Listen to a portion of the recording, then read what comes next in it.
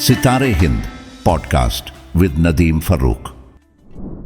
आज के हालात में आजकल वोट चोरी का जो ये मुद्दा इस वक्त पूरे देश में बहुत गरमाया हुआ है और आम इंसान तक, मैं समझता हूँ कि बिल्कुल गली मोहल्लों तक, छोटी छोटी चौपालों तक और गांव के आखिरी किनारे तक अब ये चर्चा धीरे धीरे पहुंच रही है। पहले जो बात सिर्फ अखबारों में और वहां तक रहती थी, लेकिन अब वो आखिरी इंसान तक सोशल मीडिया के माध्यम से पहुंच गई है। वोट चोरी को लेकर बहुत सारे लोग बहुत सशंकित हैं, बहुत उन्हें लग रहा है कि अगर इस तरह की चोरी करके सरकारें बनाई जा रही हैं तो फिर हमारे जो मौलिक अधिकार है, फिर इस डेमोक्रेसी का मतलब क्या बचा है। देखिए, जो विपक्ष ने जो आवाज़ उठाई है जी, जो बात रखी है वो सारी तथ्यात्मक रखी है, सबूतों के साथ रखी है और चुनाव आयोग के कागजों से ही सबूत दिए हैं। हाँ, उन्हीं में से सबूत निकाले गए हैं। बिल्कुल। तो इसके बाद तो चुनाव आयोग को तुरंत कार्रवाई करनी चाहिए थी, लेकिन चुनाव आयोग जो भाषा बोल रहा है वो एक संवैधानिक संस्था की भाषा नहीं है। वो बीजेपी के प्रकोष्ठ की तरह व्यवहार कर रहा है और बीजेपी के प्रवक्ताओं की भाषा बोल रहा है और इनमें बहुत सारे सबूत हैं। सबसे पहले आवाज़ समाजवादी पार्टी ने उठाई थी 2022 के विधानसभा चुनाव के बाद। अखिलेश यादव जी ने प्रेस कॉन्फ्रेंस करके कहा था कि पीडीए के वोट चिन्हित कर करके काटे गए हैं काफ़ी संख्या में, और ख़ास तौर से यादव और मुसलमानों के। तो चुनाव आयोग ने कहा कि आप हमें सबूत दीजिए। तो समाजवादी पार्टी ने 18,000 शपथ पत्र दिए चुनाव आयोग को, जी, जिन्होंने ये शपथ दी कि हम, मेरी वोट थी लिस्ट में लेकिन चुनाव के समय काट दी गई। चुनाव आयोग ने आज तक कोई कार्रवाई नहीं की है। वो 18,000 शपथ पत्रों को दबा के बैठा है। महाराष्ट्र में 70 लाख वोट बढ़ाए गए। 5 महीने के अंदर इतने वोट बनाए गए कि जितने पिछले 5 साल में बने थे। उससे बीजेपी की सरकार बनी, फर्जी वोट थे। बिहार में 66 लाख वोट काटे जा रहे हैं जी, SIR के नाम पर, वो भी यही षड्यंत्र है।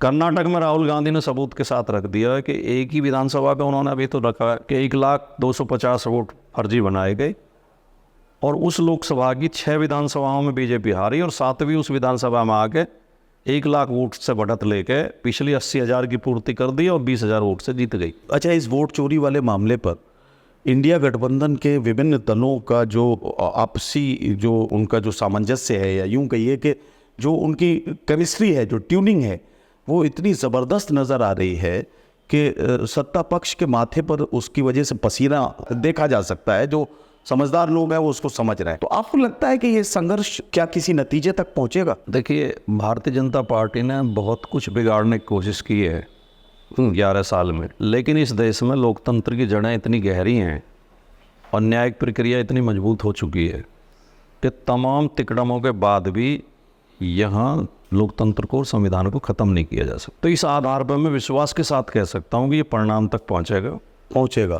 इसमें चुनाव आयोग को झुकना पड़ेगा और इसमें चुनाव आयोग को जेल भी जाना पड़ सकता है और सरकार के भी कई लोगों को जेल जाना पड़ सकता है। अच्छा, और इनकी इतनी दुर्गति होनी है अगले समय में कि 1947 में देश आज़ाद होने के बाद ये सन 90 तक इन्हें कोई पूछता नहीं था, बीजेपी को और जनसंघ को। इनकी सब जगह जमानतें जब्त होती थी। अब अगले 50 साल इनकी फिर इसी तरह जमानतें जब्त, क्योंकि इनकी असलियत लोग जान चुके हैं। ये जब नंगे होंगे जी, इनके हर काम में घोटाला है।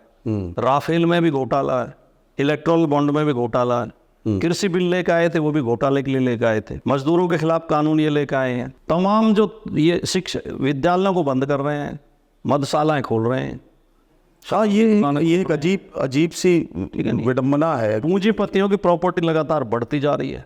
इकोनॉमिक सर्वे ये कहता है कि 1% लोगों के पास देश की 73% प्रॉपर्टी है, 3% लोगों के पास जी, और 99% के पास 27% प्रॉपर्टी है। ये असमानता ला रहे हैं, बगावत के लिए माहौल तैयार कर रही है, इससे अराजकता की स्थिति पैदा हो जाएगी। तो ये इन्हें झुकना पड़ेगा और देश पटरी पर आएगा, ये हमें पूरा विश्वास है, क्योंकि देश में देशभक्तों की संख्या ज़्यादा है और मोहब्बत करने वालों की संख्या ज़्यादा है, नफरत करने वाले मुट्ठी भर हैं।